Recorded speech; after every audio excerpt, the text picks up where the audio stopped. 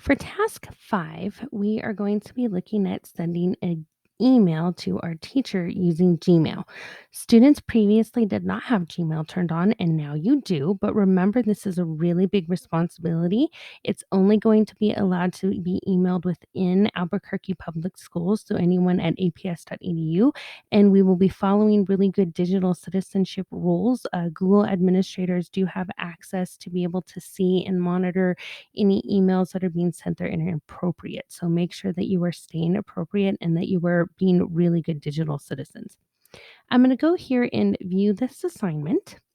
And this assignment says that I will need to be getting into my Gmail through Google Classroom, and I will be emailing my teacher either something that I'm worried about or something that is my favorite thing. So we're going to go ahead and get out of this space and go to student use of Google Classroom here, and then go to the People tab. This is how we're going to access our email is this People tab. When I click on the People tab, you're going to notice these little envelope icons next to people. Next to my name, your teacher, you're going to go to this envelope tab and you're going to click on it. And this is going to open up your Gmail. So it's going to open up my email address as the teacher. You're going to put the subject and then you're going to answer your email. This is really important is we're going to have a subject tags in our emails to each other this year in Classroom, which means it's going to be easier to filter or look at emails if you are the person receiving the email. So anytime we email through Google Classroom, we're going to write in capital letters Classroom and put a minus sign. So this way we can keep track of our classroom emails that are sent back and forth to each other. So in Classroom on the subject, you have to decide, do you want to put something you're worried about? So put I'm worried.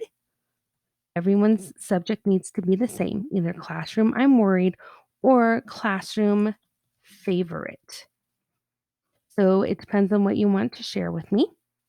I'm going to go ahead and say that I'm worried. So you can tell me anything you're worried about or something you think is going to impact what's going on in your life or what's happening.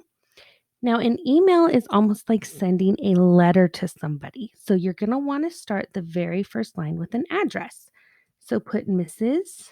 Dot Nunez, N-U-N-E-Z, comma. That's going to be your first sentence. Whoever you are writing to, you're going to want to address them in your email. Click on enter and then answer the question in the body of the email. So I'm going to say that I'm worried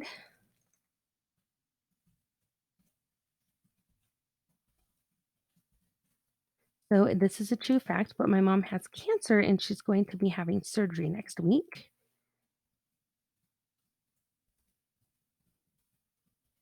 So that can be a little bit stressful. Once you write down your answer or your sentence, put another enter and make sure that you sign your name. So you're going to want to put your signature right now. And so put your first name and your last name. That's a little bit tricky because I'm writing this to myself with my first name and last name, but you're going to want to add your first name and last name here in the signature. It will be very hard for me to tell who sent an email because your email address is going to be your student number at aps.edu. That is the same number you use to sign into your Google account. Once you are happy with your email, you're going to click the send button, and that email is going to be sent to your teacher. Before we're finished, I want to make sure that I go back to my classwork tab. This is the step that some students forget. So this way, this assignment is marked done. We're going to go to view assignment and mark it as done. So I know that my teacher knows that it has been turned in and that it is finished through Google Classroom.